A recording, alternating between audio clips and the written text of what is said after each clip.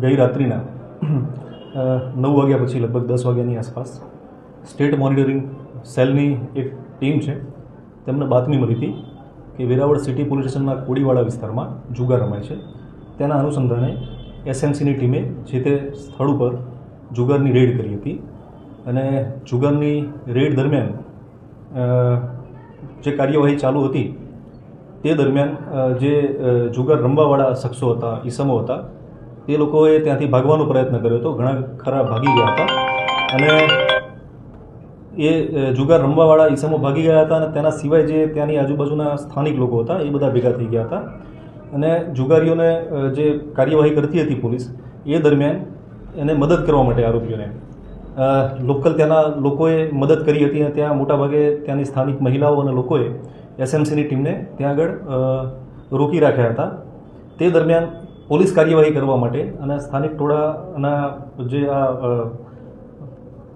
જે અટકાયત કરી હતી તે બાબતે ત્યાંના એસએમસીના જે પીએસઆઈ છે તેઓએ એક રાઉન્ડ ફાયરિંગ કર્યું હતું.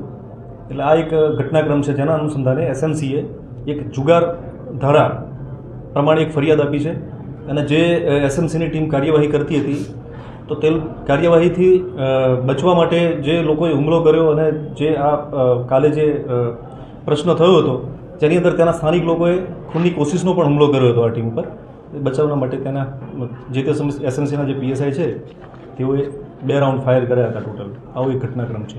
સર, પોલીસ સ્ટેશનમાં કેટલી એફઆઈઆર અને કયા મુજબની એફઆઈઆર દાખલ થઈ?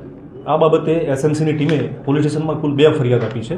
એક જુગાર ધારા અંતર્ગત એક ગુનો રજીસ્ટર્ડ કર્યો છે અને બીજી એક અલાયદી બીએનએસ કલમ 109(1), 132, 190, 189(2), 191(2), બીએનએસ કલમ 121(1) અને 54 મુજબ બીજી ફરિયાદ આપી છે. એટલે કુલ એસએમસીની ટીમે 2 ગુના અત્રે રજીસ્ટર્ડ કર્યા છે અને જેના અનુસંધાને હાલમાં તપાસ તજવીજ ચાલુ છે. સર, જુગાર ધારામાં કેટલા આરોપીઓ, કેટલો મુદ્દામાલ, કેટલા મોબાઈલ, જુગાર ધારામાં શું?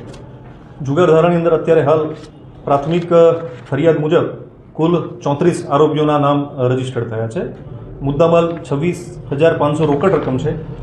તેની સાથે 5 મોબાઈલ જેની કિંમત 30,000 એમ કરીને 56,500 રૂપિયાનો જે મુદ્દામાલ છે એ રીતે ગુનો રજીસ્ટર્ડ. બીજા ગુનામાં કેટલા આરોપીઓ છે? બીજા ગુનાની અંદર પણ ફરિયાદ મુજબ કુલ 40 આરોપી છે અને એના સિવાય 200 જેટલા સ્ત્રી પુરુષોના ટોળા એના વિરુદ્ધમાં એસએમસીએ ફરિયાદ આપી છે. તપાસ કોણ ચલાવી રહ્યું છે? અત્યારે હાલ સ્થાનિક પોલીસ દ્વારા તપાસ તજવીજ હાથ ધરવામાં આવી છે.